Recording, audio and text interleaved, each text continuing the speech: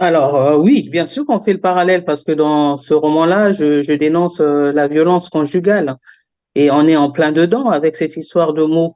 Je reste convaincue que il y avait des signes avant-coureurs. Je reste convaincue que la violence n'a pas surgi comme ça juste ce jour-là. Et il avait beau avoir des problèmes mentaux, mais c'est sûr que ça devait être récurrent. Et c'est là que j'interviens, c'est là que je dis qu'il faut dénoncer la violence. Il n'y a aucune justification à la violence. Il n'y en a aucune. Donc ça, il faut que les femmes, les hommes, il faut qu'on en prenne conscience. La vie à deux, c'est pas de la violence.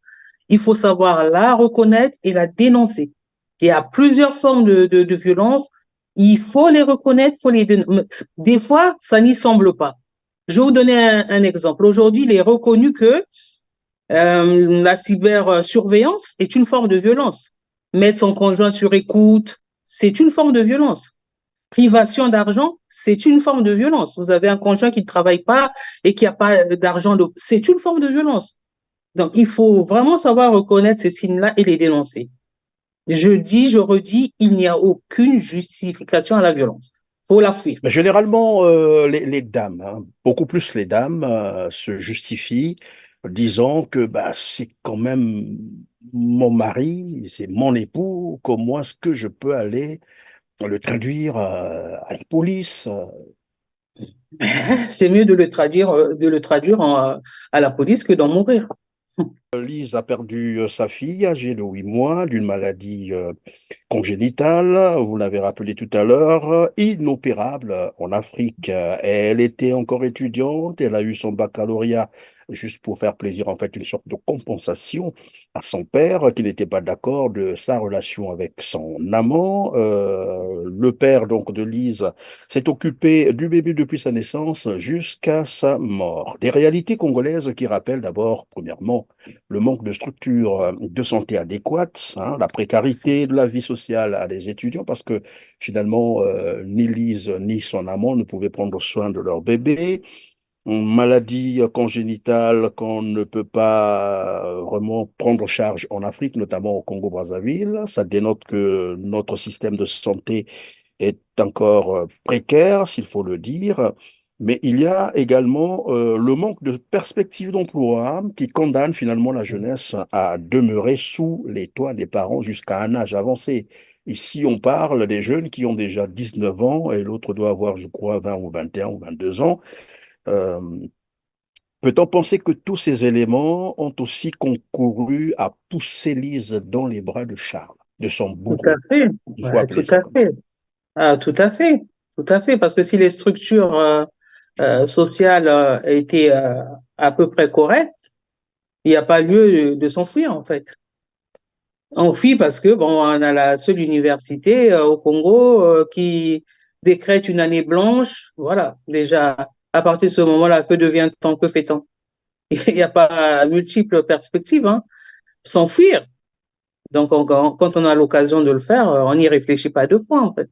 Avant qu'on ne puisse tirer finalement la morale à retenir de cette histoire, Lise parle également des conditions d'études à l'université Mariangwabi, où elle parle des vieux documents qui dateraient de l'Antiquité, des siècles antérieurs. Elle dit qu'il n'y a pas de bibliothèque. En fait, les conditions ne sont pas réunies pour de bonnes études à l'université Mariangwabi. Une Les conditions expérience. ne, les conditions ne sont pas du tout réunies. Vous savez, j'arrive encore à me poser la question, même si j'avais pu continuer cette année-là, malgré les conditions difficiles. Mais comment j'aurais fait? Je vous assure que pour les unités de valeur qui restaient à Lise à valider, ces connaissances intellectuelles ne suffisaient pas. Hein, ces chers professeurs attendaient autre chose. C'est encore un autre volet. C'est compliqué, l'Afrique. Donc, c'est beaucoup de choses dans notre société et qui ne vont pas comme il se devrait.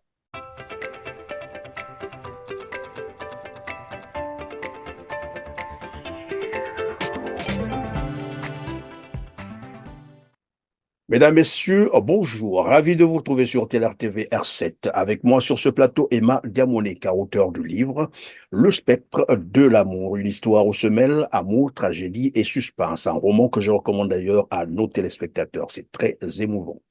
Bonjour Emma Diamonica et merci d'être avec nous sur TLR-TV.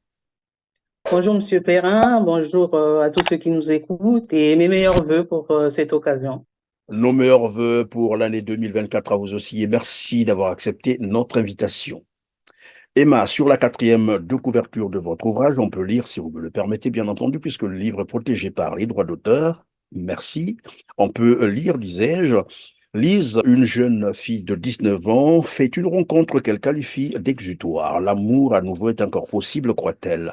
C'est en France où elle rejoint son amoureux transi qu'elle prend la mesure du gouffre dans lequel elle venait de tomber en voulant fuir l'instabilité de l'Afrique pour cet Eldorado que représente l'Hexagone pour grande majorité d'Africains.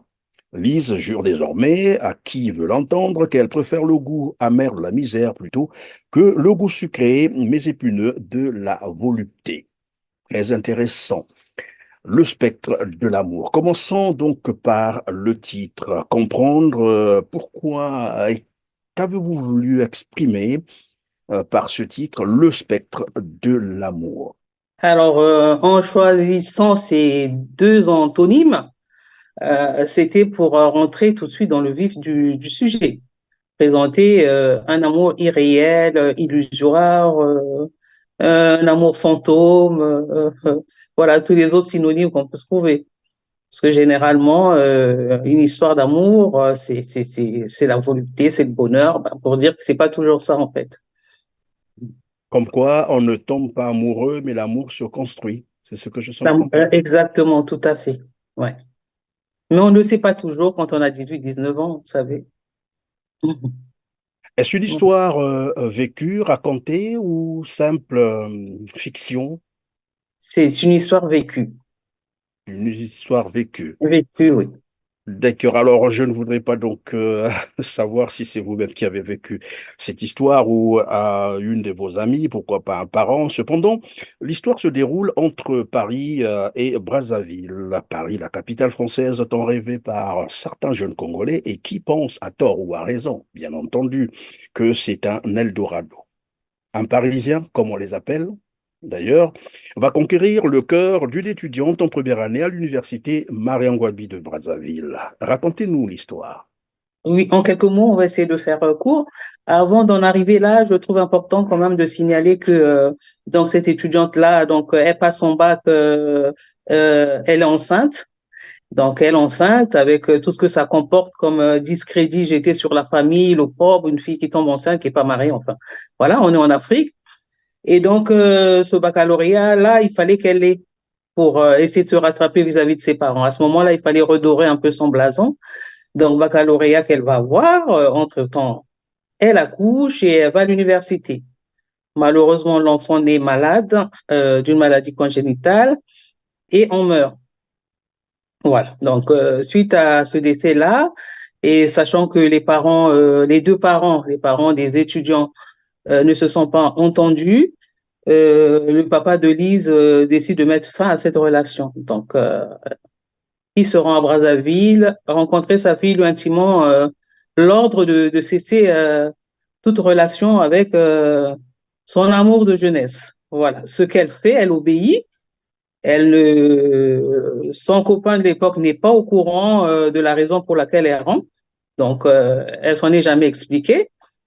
Et pendant cette période-là, elle rencontre Charles, parisien, voilà, qui venait On d'arriver va de s'arrêter à prendre quelques l'instant vacances. parisien. Qu'est-ce que ça veut dire concrètement lorsqu'on dit parisien, c'est un habitant de Paris. C'est ce que on peut comprendre ou parisien à la congolaise.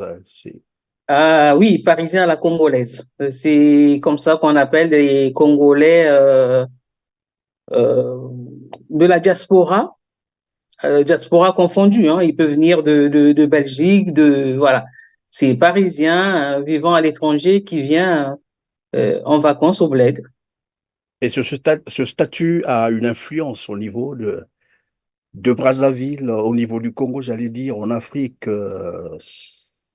Une Afrique grande centrale. influence. Une grande influence. Le Parisien, quand il débarque, il est sapé comme jamais.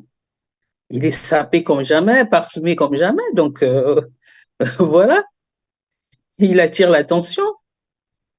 Alors, tout à l'heure, vous avez parlé donc de la relation entre Lise et son premier amant, que j'ignore d'ailleurs le nom, qui était pratiquement une opprobre, parce que finalement, vous avez dit elle était étudiante, enceinte, et on sait ce que cela représente dans la famille africaine. Comme quoi, c'était une relation pas du tout officielle, c'était... Ce n'était pas du tout une relation officielle. Donc, c'était pas une relation officielle, c'était une relation sûre, parce qu'on ne peut pas toujours se cacher, mais c'était une relation combattue hein, depuis le début. Hein. Voilà. Et donc, lorsque les deux perdent leur bébé de 8 mois, c'est ce que j'ai lu dans Oui. votre livre, d'une maladie congénitale, vous avez dit, les parents de Lise pensent qu'il faut finalement mettre terme à cette relation. Pareillement, de l'autre côté aussi, les parents du messieurs, puisque Lise le dit d'ailleurs, les deux familles n'étaient pas ou n'approuvaient pas cette relation. Est-ce Ouais. que on peut savoir pourquoi concrètement, alors que les deux sont étudiants à l'université Marion-Ngouabi, c'est ce que j'ai compris. Donc, ça veut dire qu'ils ont quand même un avenir qui semble se dessiner. Pourquoi les parents ne valident pas cette union? Alors, mystère, mystère, on ne le saura jamais. Pourquoi les parents ne valident pas? Pourquoi les parents ont été opposés à cette relation depuis le départ? C'est une raison qu'on ne connaîtra pas. Et lorsque vous avez parlé d'un bébé qui meurt d'une maladie congénitale, est-ce que cette précision veut dire quelque chose. Sinon, on aurait dit, ben voilà, le bébé, on a perdu le bébé le plus simplement possible. Mais vous avez Ouais. fait une précision, maladie congénitale. Hein. Parce que je pose cette question simplement parce que, évidemment, dans notre culture congolaise, hein, les maladies congénitales sont souvent très mal interprétées. Généralement, on y voit le sorcier derrière, c'est le vieux papa, c'est l'arrière-arrière grand-mère. Voilà. Est-ce que cela a eu de l'impact finalement pour que euh, je ne sais pas si c'est du côté de la famille de Lise ou de l'autre, c'est-à-dire de messieurs, qu'on a probablement, ils se sont probablement dit, bah non, c'est pas la bonne relation, parce que là, avec ce que nous voyons là, voilà, mieux vaut arrêter déjà maintenant. Euh, non, je ne pense pas parce que l'opposition à cette relation était bien plus récente. Enfin, elle était dès le départ. C'est pas une opposition qui est apparue avec la naissance de l'enfant, non. Ça veut dire L'opposition, que non. c'est avant la grossesse, c'est ça? Il y avait déjà C'est l'opposition? avant la grossesse, oui, avant la grossesse. Dès que cette relation a été sue, elle a été combattue. Il y a eu plusieurs réunions de famille. On veut pas. Pour quelle raison, comme je vous disais, on ne le saura pas. Donc c'est voilà. Donc après, en étant africain, est-ce que c'est cette opposition-là qui fait que l'enfant naît avec une maladie, une malformation congénitale? Je ne saurais le dire. Qu'à cela ne tienne, ce qu'on doit retenir, c'est que voilà, c'était une relation qui n'était pas approuvée par les deux familles. Alors, vous parlez donc d'un amour illusoire, un mirage dans votre roman. Est-ce le fait finalement d'avoir cru à ce semblant d'amour que Lise s'exposera finalement ou plus tard à ce qui va la faire jurer de préférer le goût amer, la misère plutôt que celui du sucré, mais épineux de la volupté? Est-ce que c'est le fait d'avoir cru à cet amour qui en réalité n'existait pas, ou il y a d'autres facteurs finalement qui sont intervenus? Vous vous doutez bien que ça ne peut pas être juste un échec amoureux qui arrive à faire dire cela à Lise. Non, c'est avec Charles, ça a été un parcours mais scabreux. C'est toute une aventure. Donc, une aventure faite de rebondissements, d'émotions, d'humiliation, voilà, de Oui, mais désespoir. donc racontez-nous quelques deux événements ou trois événements, parce que finalement, dans votre roman, il ressort que c'est Charles qui lui fait venir en France. Est-ce que vous pouvez nous décrire quelques deux événements qui finalement peuvent traduire ce que vous êtes en train de dire, parce que dans votre livre, il ressort que c'est Charles qui le fait venir en France. Alors, Oui, comment est-ce qu'elle va vivre finalement ce cauchemar? C'est quoi, caractérisé par quoi concrètement? l'a fait venir en France euh, juste au moment où il fallait, dans le sens où son année universitaire ne se passait pas comme il se devait. Le pays commençait à être fragilisé un peu par des remous sociopolitiques. Donc, quand Charles lui propose de le rejoindre en France pour continuer les études, c'était une sacrée aubaine à ce moment-là. Donc, elle arrive en France pour le rejoindre. Et voilà, sa première désillusion, c'est de savoir que Charles est marié, alors qu'à aucun moment il a été question de femme ou d'ex-femme ou de tout ça. Donc, ça, quand vous n'êtes pas préparé, c'est choquant. C'est Oui, choquant. mais vous dites que finalement, Lise découvre que Charles est marié. Alors que à Brazzaville, lorsqu'ils se rencontrent, il y a même le fils de Charles, Nathan, qui rassure Lise que finalement, papa avait rompu avec maman, c'est comme ça qu'il traduit ça. Est-ce qu'on peut dire que là aussi, l'enfant avait joué à le jeu de papa, comme on appelle ça chez nous, les petits sélingues, et c'est ça, où l'enfant était rodé parce que, bon, voilà, il fallait... C'est là où ça devient grave, en fait. C'est là où ça devient grave parce que Lise, elle a beau paraître naïve, mais elle est quand même pas folle pour autant. Donc, quand elle vient pour elle, elle vient sereine. Puisque Nathan, quand il est en vacances avec son père, il passe beaucoup de temps avec Lise. Donc, subtilement, elle arrive à lui poser des questions. Donc, les réponses qu'il lui donne la rassurent. Mon père est séparé. Depuis qu'il est plus avec ma maman, il n'a plus jamais eu de femme. Donc, plein de petits secrets comme ça qui la confortent dans sa sérénité. On a toujours appris que la vérité sort de la bouche des enfants. Donc, on est loin de s'imaginer que, il récite une leçon. Voilà. D'où la Oui, mais est-ce que déception, d'ailleurs. le simple fait, finalement, comme vous l'avez dit tout à l'heure, de découvrir que finalement Charles avait une autre relation, qu'il n'avait finalement pas signalé, cela était suffisant pour que tout se gâte, comme disent voilà, les Ivoiriens, pour que Lise prenne une décision aussi radicale comme celle-là. Ou bien il y a eu toute autre chose. Qu'est-ce qu'elle a vécu concrètement? Bon, ben déjà, elle découvre que qu'il est marié. Elle le découvre comment?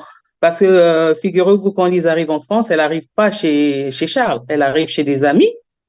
Et Charles lui fait comprendre qu'il habite seul en province, il travaille, elle vient d'arriver, elle va s'y ennuyer. Donc, le temps des vacances, c'est bien qu'elle reste chez des amis, c'est ce qui se passe. Mais au bout de 2 mois, les amis chez qui elle est se posent quand même des questions, mais pose la question à Lise, connais-tu au moins son fixe? En France, tout le monde a un téléphone fixe. As-tu au moins le numéro de chez lui? Non. As-tu au moins son adresse? Non. On veut bien, je ne sais pas que tu nous déranges, mais quand même, un minimum. Tu devrais faire un tour chez lui et puis revenir, ça ne me dérange pas. Mais là, de savoir que c'est toujours lui qui appelle, c'est toujours lui qui vient les week-ends, c'est un peu suspect. Voilà, donc ces amis-là sont plus âgés et trouvent nécessaire quand même que Lise aille chez Charles. C'est comme ça qu'elle met pression sur lui pour venir voir son domicile. Et au final, il cède à la pression, donc lui dit, bah, ce week-end, finalement, plutôt que ce soit moi qui vienne, c'est toi qui viendras. Et au final, Lise débarque chez lui. Et déjà, il y a une présence de deux jeunes filles qui n'ont jamais été nommées dans cette relation. Donc, quand Lise demande, mais c'est qui? Ah oui, bah voilà, pourquoi est-ce que je t'ai pas dit tout cela? Parce que c'est pas totalement réglé. C'est mes belles-sœurs, les sœurs de mon ex-épouse. Mais, mais déjà, ex-épouse, épouse, il aurait fallu que je sache il y a une épouse. Donc, c'est comme ça qu'elle découvre qu'il est marié. Et dans cette nuit-là même, au final, comme les sœurs sont là, elles informent leur grande sœur qui débarque au cours de la nuit. Et ça se transforme en agression, en bagarre, si on veut. La police est obligée d'intervenir. Donc voilà, quand vous vivez ça malgré vous, c'est pas la joie. Et dans un pays étranger où on n'a pas Dans encore un la pays maîtrise étranger, pour le voilà, système. vous ne maîtrisez absolument rien, vous n'avez pas de contact, vous n'avez, voilà. Fuir pour aller où? Le quitter pour faire quoi? Voilà, donc vous commencez comment? Ce n'est pas au Congo où on peut aller à Mongali chez l'oncle ou à Mbakele chez Pas la du tout. Au tante. Congo, ça ne va pas à ce moment-là, ça ne va pas. Euh, ceux qui y sont essaient de fuir. Vous avez réussi à fuir, c'est pour retourner. Non. dans la gueule du loup, non. Merci Emma. Alors, Lise a perdu sa fille âgée de 8 mois d'une maladie congénitale, vous l'avez rappelé tout à l'heure, inopérable en Afrique. Elle était encore étudiante, elle a eu son baccalauréat juste pour faire plaisir, en fait, une sorte de compensation à son père qui n'était pas d'accord de sa relation avec son amant. Le père donc de Lise s'est occupé du bébé depuis sa naissance jusqu'à sa mort. Des réalités congolaises qui rappellent d'abord, premièrement, le manque de structures de santé adéquates, hein, la précarité de la vie sociale à des étudiants, parce que finalement, ni Lise ni son amant ne pouvaient prendre soin de leur bébé. Une maladie congénitale qu'on ne peut pas vraiment prendre en charge en Afrique, notamment au Congo-Brazzaville. Ça dénote que notre système de santé est encore précaire, s'il faut le dire, mais il y a également le manque de perspectives d'emploi qui condamne finalement la jeunesse à demeurer sous les toits des parents jusqu'à un âge avancé. Ici, on parle des jeunes qui ont déjà 19 ans et l'autre doit avoir, je crois, 20 ou 21 ou 22 ans. Euh, Peut-on penser que tous ces éléments ont aussi concouru à pousser Lise dans les bras de Charles, de son Tout à bourreau? fait. Il faut Ouais, appeler tout ça à comme ça. fait. Ah, tout à fait. Tout à fait. Parce que si les structures sociales étaient à peu près correctes, il n'y a pas lieu de s'enfuir, en fait. On fuit parce que, bon, on a la seule université au Congo qui décrète une année blanche. Voilà. Déjà, à partir de ce moment-là, que devient-on, que fait-on? Il n'y a pas multiples perspectives, hein. S'enfuir. Donc, quand on a l'occasion de le faire, on n'y réfléchit pas deux fois, en fait. Avant qu'on ne puisse tirer finalement la morale à retenir de cette histoire, Lise parle également des conditions d'études à l'université Mariangwabi, où elle parle des vieux documents qui dateraient de l'Antiquité, des siècles antérieurs. Elle dit qu'il n'y a pas de bibliothèque. En fait, les conditions ne sont pas réunies pour de bonnes études à l'université Mariangwabi. Une Les conditions expérience. de, les conditions ne sont pas du tout réunies. Vous savez, j'arrive encore à me poser la question, même si j'avais pu continuer cette année-là, malgré les conditions difficiles. Mais comment j'aurais fait? Je vous assure que pour les unités de valeur qui restaient à Lise à valider, ces connaissances intellectuelles ne suffisaient pas. Hein, ces chers professeurs attendaient autre chose. C'est encore un autre volet. C'est compliqué, l'Afrique. Donc, c'est beaucoup de choses dans notre société et qui ne vont pas comme il se devrait. En dehors de l'éducation, il y a Ouais. aussi, tout à l'heure, j'ai dit, les structures de santé, le système de santé qui pose problème. Et je crois que c'est avec regret que Lise perd bah, voilà, sa fille, parce que le système de santé ne peut pas sauver cet enfant. Le système de santé ne peut pas sauver cet enfant et elle saura plus tard que c'était une opération en France qui est bénigne, hein, qui aurait pu lui sauver la vie. Mais au Congo, il n'y a pas ces structures-là. Voilà, donc l'enfant était condamné d'office. On n'a pas de structure médicale. Alors, venons encore sur l'amour. Vous avez dit c'est une illusion. Alors, mais je vais m'intéresser à un tout petit épisode de leur voilà parcours amoureux. Abandonné dans votre roman, vous décrivez que Lise quitte finalement son amant, s'il faut appeler ça comme ça. Donc, elle quitte cet amant, prétextant que les familles, nous l'avons dit tout à l'heure, ne validaient pas cette union. Mais est-ce que Lise elle-même n'a pas une part de responsabilité dans ce qu'elle va vivre plus tard en France? Pour avoir rompu quand même une relation où, bah, je ne dis pas qu'elle était prometteuse, mais on ne sait jamais. Est-ce que ce n'est Oui, pas là aussi une personne, en fait, Lise n'est-elle pas aussi égocentrique, qui ne pense qu'à elle et non aux oui, autres? c'est une question légitime, hein. C'est une question légitime. Mais responsable à quel moment? Ce qu'il aurait fallu faire pour continuer la relation avec son petit copain, je préfère copain parce que amant, ça fait un peu connotation négative. Voilà. Et pour voilà, s'il il aurait fallu qu'elle continue sa relation avec son petit copain, ça aurait il aurait fallu qu'elle désobéisse à ses parents. Donc, Oui, il y avait un choix à faire. prendre ses responsabilités, bien sûr. C'est quoi à ce moment-là prendre ses responsabilités? Continuer la relation malgré tout en bravant les parents? Mais qui prend soin Peut-être. d'elle? Qui prend soin d'elle financièrement? Qui? Ce sont les mêmes parents qui la nourrissent, les mêmes parents qui subviennent à tous les besoins, et ces mêmes parents qu'il faut braver? Non, certainement pas. Certainement pas. C'est Alors, clair qu'elle a fait preuve. Oui, au-delà de tout, Emma, vous êtes en train de nous dire que finalement, que ces jeunes qui rêvent, c'est Eldorado, Paris, la France, comme étant une réussite, est une erreur. tout dépend de comment on veut y venir. Si c'est par la voie officielle, c'est-à-dire qu'on a eu son visa long séjour, qu'on vient pour les études, qu'on a une bourse et tout ça, c'est pourquoi pas. Mais si c'est venir en aventure, non, c'est de l'illusion totale. C'est la galère, il faut le savoir. Donc, finalement, ça a été une erreur pour Lise de croire à ce Parisien. Et Parisien avec tout ce qui va, bien entendu, comme on le sait chez nous. Une grosse erreur, une très grosse erreur, une très grosse erreur. Parce que Lise, aujourd'hui, elle a survécu à cela, donc elle est là pour le raconter, mais je peux vous assurer que par où elle est passée, il y a d'autres femmes qui ont vécu le tiers et qui ne s'en sont pas sorties. Oui, Ouais. évidemment, nous avons ces histoires-là qui nous remontent tout le temps, où il y a des filles hein, à qui on promet d'ailleurs paradis en Occident, pas seulement en France, hein, même ailleurs, mais Même finalement, ailleurs. lorsqu'elles arrivent là-bas, elles sont finalement mises dans les circuits d'esclavage, Mm. parfois sexuels et autres, et ça se termine souvent très mal. Ouais, c'est plein de choses, oui. Mm. Ça demande vraiment beaucoup de prudence, beaucoup de patience, beaucoup de, voilà, de force de caractère, tout ce que Lise n'avait pas. Ouais, il faut le dire, hein. Est-ce que Ouais. vous êtes en train de nous dire également que finalement, la vie n'est toujours pas aussi aisée comme on le croit en Occident?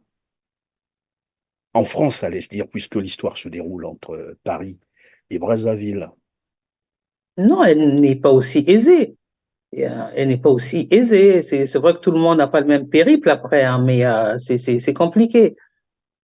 C'est compliqué. C'est pas un long Mais fleuve tranquille, hein. C'est qu'est-ce qui favorise finalement qu'est-ce qui fait que ces jeunes tombent dans ces pièges-là? C'est un manque d'information ou parce que bon, les Parisiens qui arrivent au Congo leur font croire un certain nombre de choses, mais qui ne sont pas les réalités. Et parce qu'on en sait aussi, on en connaît, qui passent toute leur vie dans la rue, je ne dis pas tout le monde d'ailleurs, mais qui sont là, la belle étoile. Mais quand ils arrivent en France, en vacances, au Congo en vacances, ils donnent l'impression que s'ils ont réussi en France. Est-ce que c'est ce piège-là aussi qui... certainement c'est ce piège-là. Après, est-ce que les choses ont changé? Parce que l'histoire de Lise, il y a 30 ans en arrière. Donc, est-ce qu'aujourd'hui, avec les réseaux sociaux, c'est toujours le même visage de la France qui est vendu? Je ne saurais le dire, mais c'est vrai que c'était principalement ça, les Parisiens qui allaient et qui faisaient miroiter voilà, l'exubérance, voilà, la volupté, tout ça, la facilité. Donc, on y croit, on Eh voyait ben, quelqu'un on qui va changeait revenir un peu en arrière. C'est aussi un épisode qui m'a intéressé en lisant votre roman. C'est lorsque Lise va demander le visa pour la première fois à l'ambassade de France. Elle est aidée par, évidemment, Charles qui fait toute la documentation nécessaire, qui lui rassure d'ailleurs que tout est là, c'est-à-dire tout ce que l'ambassade peut demander.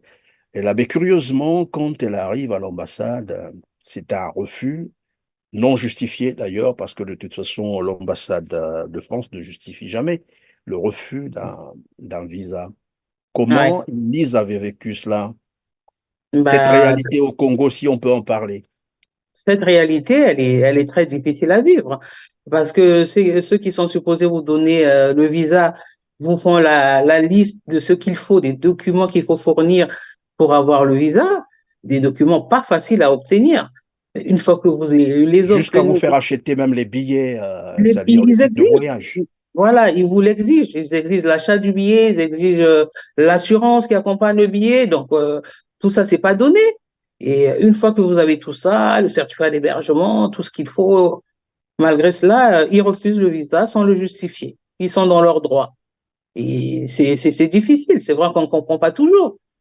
Voilà. C'est On ne tellement comprend une pas. montagne à grimper que finalement les autres sont obligés de se réfugier dans la prière, c'est ça? Quelqu'un me disait d'ailleurs, mais qu'est-ce qui peut expliquer que lorsque les Occidentaux, entre guillemets, les Français, quand ils viennent en Afrique, ils n'ont pas besoin de faire les prières pour avoir un visa, mais les Congolais, les Africains, quand ils veulent aller en France, notamment, ou pourquoi pas en Belgique, en Allemagne, ils sont obligés d'aller faire, ben voilà, des veillées de prière pour que leur dossier soit validé, pour qu'ils aient les visas.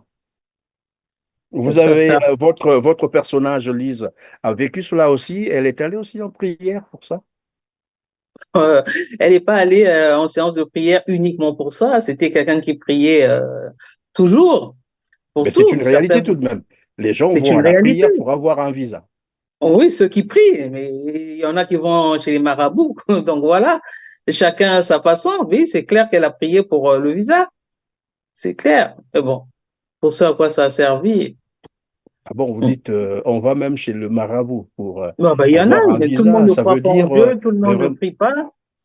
Mais voilà, sachant que c'est pas évident de l'avoir, donc ça nécessite des prières.